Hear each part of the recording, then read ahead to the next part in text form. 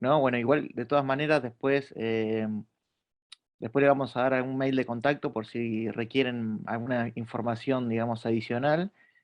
Y esto es bueno, digamos, también estos encuentros para poder conocernos, digamos, para poder saber qué está haciendo cada uno y para compartir las distintas experiencias que tienen. Así que, bueno, continuamos con las jornadas, si les parece. Eh, bueno, según el cronograma me toca a mí exponer. Bueno, mi exposición va a ser una exposición bastante cortita, ¿sí? Bueno, es parte de lo que los chicos que están cursando hidrología, bueno, es algo de lo que vemos en la clase y lo que me gustaría remarcar para los municipios, básicamente, eh, digamos, tomándolo como docente integrante de la cátedra de hidrología. Así que, bueno, esta es la presentación que voy a exponer en el día de hoy, ¿sí? Y trata sobre el drenaje sustentable, ¿sí? Espero que les sea de utilidad y les sea de interés, digamos, porque las nuevas tendencias en la concepción de obras de drenaje ya no es más la típica forma sanitarista en donde diseñamos los conductos, sino que estudiamos el ciclo de hidrograma y empezamos a tener obras de detención, obras de retención, otras tipologías de obras que, eh, digamos, que vienen al caso, y también no hay que olvidar las medidas no estructurales que tanto se hablaron en las distintas jornadas. Entonces, ¿cómo arranco la presentación? Bueno, acá podemos ver en esta curva, esta es una curva de la evolución de la población urbana, está dada por la ONU en el año 2018, y podemos ver de que tanto en la Argentina como en América Latina, sí, la tendencia es que se incremente sustancialmente la cantidad o la densidad de población en las áreas urbanas. Y acá podemos citar tres imágenes satelitales que extraje de Google Earth, en donde podemos ver, bueno, el centro de Lanús, el centro de Avellaneda, el centro de Quilmes. Vean que directamente no existen espacios, digamos, espacios verdes, espacios que, digamos, existe un equilibrio en el ejido urbano. Entonces, esto es un poco de teoría, ¿sí? Ya se habló de lo que es las redes de macrodrenaje y las redes de microdrenaje, ¿sí? En donde los distintos organismos municipales que acaban de exponer hablaron en particularmente de sus obras de microdrenaje y tanto ACUMAR o como la gente del Instituto Nacional del Agua o en el caso de Martín Graciano, hablaron de las obras de macrodrenaje, es decir, el control, digamos, en los cursos de aguas naturales. Y bueno, básicamente, esperen que como soy hospedador, me estoy aceptando a la gente y se están sumando algunos. Ahí está.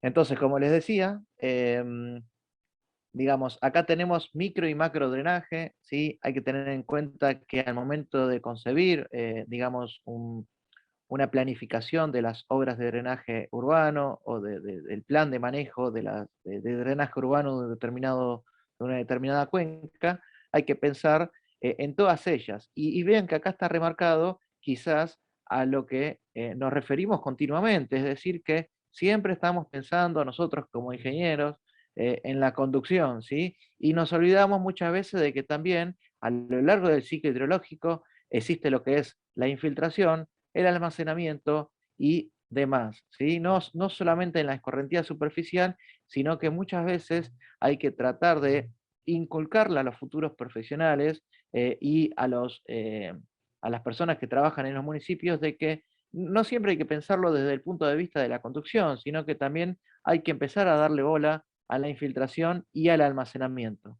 Y acá les traigo, cito esta bibliografía porque eh, más allá de toda la bibliografía disponible en idioma inglés, existe este manual, que es el Manual de Drenaje Urbano, que es del Ministerio de Obras Públicas de Chile, que es un compendio de recomendaciones que está en idioma español y que realmente es muy interesante de leerlo, ¿sí? Para aquellos que están trabajan en el rubro, quizás les resulte de mucha utilidad, inclusive porque hay bastantes formulaciones que son del tipo empírica para dimensionar obras de infiltración, zanjas drenantes, demás, eh, eh, pavimento permeables y otras cosas.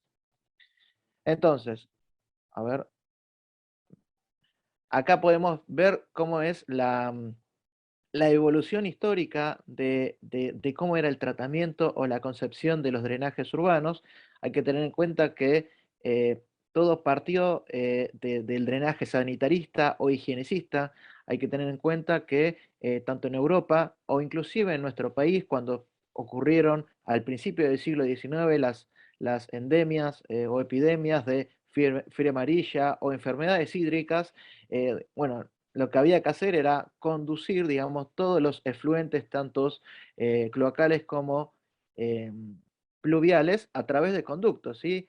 Y bueno, está lo que hoy en día se conoce como el sistema unitario de drenajes, bueno, de sistemas pluviocloacales que están, por ejemplo, en el radio antiguo, el casco histórico de la ciudad de Buenos Aires. Y a partir del siglo XX empezó digamos, con las nuevas formulaciones, con los avances en la hidráulica, con el método racional que seguimos usando hoy en día, empezó a tratarse sobre el drenaje racionalizado, pero siempre desde el punto de vista de la conducción de los líquidos excedentes de las precipitaciones. Entonces vean que a partir del siglo XXI existe lo que es un cambio de paradigma, ¿sí? Una palabra que recién dijo Fabián y que se está dando a escala mundial, ¿sí? En Latinoamérica está tardando en llegar, pero hoy en día en Europa y en Estados Unidos se está hablando mucho del drenaje sostenible y se está inculcando, digamos, a través de medidas estructurales y no estructurales en los distintos planes de gestión ambiental de drenaje urbano, digamos, esta filosofía de estructuras o de obras. Entonces, acá vemos algún esquema de las principales filosofías de la gestión del agua de lluvia en el mundo y podemos ver que eh, intervienen lo que es la parte medioambiental, la parte de recolección de residuos sólidos urbanos y la parte de drenaje, ¿sí? En donde se pueden ver que, bueno, existen lo que vendrían a ser los desarrollos de bajo impacto o el diseño urbano sensitivo al agua o los sistemas de drenaje sustentable, que son distintas técnicas y buenas prácticas para, digamos, digamos, tener obras no de conducción, sino de retención o detención, ¿sí? Acá les dejo algunas guías y recomendaciones que se las pueden descargar de internet, en donde, bueno, tenemos guías que son de emprendimientos de bajo impacto en donde se trata de retener el agua. Está el manual de drenaje urbano chileno y el Ministerio de Fomento de España también realizó unas recomendaciones para drenaje sostenible, ¿sí? Entonces, estos son distintas guías, recomendaciones, no llegan a ser normativas porque no son de uso obligado, pero sí dan directrices y recomendaciones de diseño al momento de encarar este tipo de obras, ¿sí? Entonces, ¿cuál es la filosofía? ¿Sí? Acá voy a citar a Mariano Graciano, que utilizó unas imágenes parecidas a las que les estoy mostrando, que, que trata sobre, bueno, la ingeniería dura, la ingeniería que veníamos tratando hasta hoy en día era, bueno, eh, pavimentamos las calles, hacemos las obras hidráulicas estructurales y ¿qué hacemos? Conducimos hasta algún punto de vuelco, ¿sí?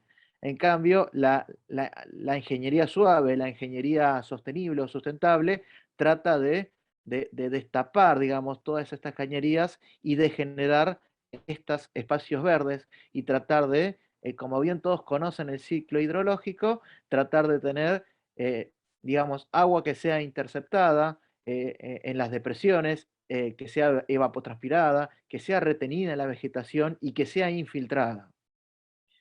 Entonces, acá vemos dos imágenes distintas, la filosofía de la ingeniería dura y de la ingeniería suave, la ingeniería sostenible, y un poco lo que está pasando o la tendencia en Europa y en los Estados Unidos es a destapar estas calles, ¿sí? Evitar el entubamiento de los arroyos, que son de muy difícil mantenimiento, y empezar a tener esto, ¿sí? Y bueno, esto es un poco, digamos, la idea que representa a el concepto de drenaje sustentable.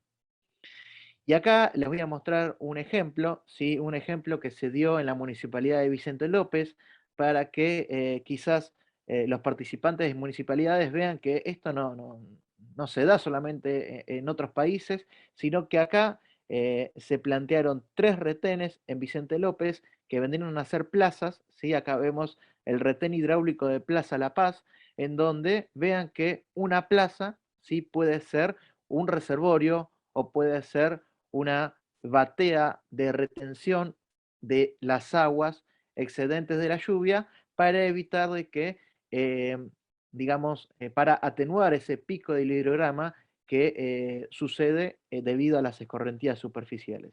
Entonces, esta es una idea, puede llegar a ser una plaza, puede llegar a ser una canchita de fútbol, pero son todas obras que sirven para retener, ¿sí? O atenuar, digamos, mediante reservorios, la precipitación pluvial que se da en una zona urbana. Por otro lado, no quiero dejar de hablar de que, eh, digamos, como bien dijo Fabiano, como bien dijeron algunos de las personas que expusieron, es importantísimo tener planes maestros de drenaje urbano, ¿sí? Y, y- y es importante determinar las obras que son a corto, mediano o largo plazo, pero también hacer énfasis en las medidas no estructurales, ¿sí? Para poder minimizar la problemática de inundación, ¿sí? Y esto está dado desde una instancia de la planificación, en donde tiene que verse con equipos multidisciplinarios, en donde no solamente interviene la parte de hidráulica o hidrología, sino también la parte de planificación o planeamiento urbano, la parte vinculada al medio ambiente y residuos, a la recolección de residuos sólidos urbanos, y también todo lo que es la parte institucional o social, porque tiene que estar normado todo esto, ¿sí? Y un ejemplo de normativa, ¿sí? Acá vemos, bueno, esto tiene que ver con los planes de maestro de drenaje urbano, y un ejemplo de normativa, voy a citar el caso de Loma de Zamora, ¿sí? En donde a través de una ordenanza municipal se aprueba la utilización de retardadores y o reguladores de desagües pluviales y la parquización de aceras con el objetivo de detener el crecimiento sistemático de áreas inundadas en los cascos urbanos del distrito, procurando un impacto hidrológico cero, ¿sí? Estas son palabras textuales de la ordenanza municipal, y vean que es interesante que distintos municipios del conurbano tomen esta iniciativa. Acá abajo pongo otros municipios, seguramente hay más, pero son los que pude llegar a detectar, como Almirante Brown, Estén en Echeverría y Lanús, que tienen esta normativa que, según el grado de impermeabilización de las obras nuevas, plantea un procedimiento para el cálculo y construcción de reservorios, ¿sí? Es decir, generar obras de retención, digamos, el inicio de la cuenca, ¿sí? En las cuencas altas o en el lugar donde inicia, digamos, las escorrentías. Entonces, ¿cuál es la reflexión? Inclusive desde la cátedra, es incentivar a que todos los municipios que están en estas jornadas y aquellos que quizás no estén exponiendo, pero sí estén como espectadores, o en incentivar a que tengan planes maestros de drenaje urbano, ¿sí? Y que, bueno, hagan participar en sus microcuencas y que utilicen organismos como Acumar o como el INA para poder realizar los planes maestros de las macrocuencas, y también hacer énfasis en las medidas no estructurales. Y esto es algo importante, y que nosotros como ingenieros muchas veces lo primero que hacemos es pensar en las obras, pero acá hay una solución de fondo que es de largo plazo y que va a hacer que, digamos, podamos mejorar el comportamiento de las inundaciones en las distintas áreas urbanas, que como vemos es en continuo crecimiento. Así que bueno, fui cortito para poder cumplimentar con el tiempo, que estamos un poquito excedidos. Y bueno, no sé si fui muy rápido y no sé si se habrá entendido algo. Se entendió, se entendió. Bueno, muy amable. Espectacular, David. 10 puntos.